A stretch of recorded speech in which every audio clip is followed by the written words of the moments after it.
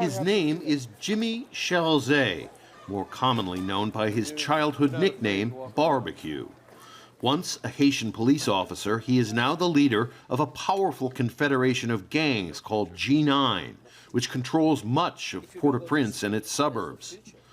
With an automatic rifle strapped to his chest, Cherisier took us through the garbage-strewn alleyways of La Saline, a sprawling slum.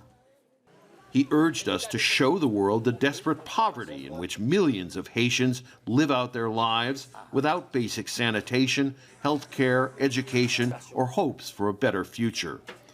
Although he is the feared leader of a violent criminal gang, Cherisier appears to be trying to reinvent himself as a leader, a man of the people, battling a corrupt system and the current government led by Prime Minister Ariel Henry, whom Cherisier condemns. We are fighting for another society, another Haiti that is not only for the 5% of the people who keep all the wealth, but a new Haiti where everyone can have food, clean water, so they can have a decent house to live in. Another Haiti where we don't have to leave the country. Cherisier also stands accused of masterminding numerous assassinations and massacres, including one in 2018 that killed up to 25 people. He denies all the allegations. I'm not a gangster. I never will be a gangster. It's the system I'm fighting against today. The system has a lot of money. They own the media.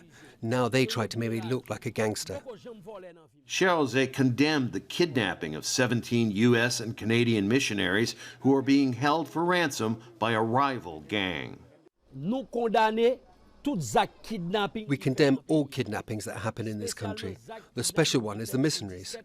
They're Americans when we talk about missionaries. They came to this country to help us. Today we cannot support any gangs who kidnap people.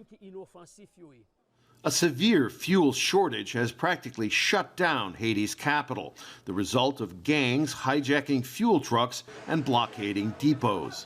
Cherisier says he can get the petrol flowing again, but says Haiti's prime minister must go. If Ariel Henry resigns at 8 o'clock, then at 8:05 we will remove all the barricades so that the trucks can come to the fuel depot and fill up, and then the crisis will stop. Cherisier says he wants to tear up Haiti's political and oligarchic system by its roots. This system is criminal. The revolution we're preaching today, we cannot do this without guns, because we have our own guns. This gun is a...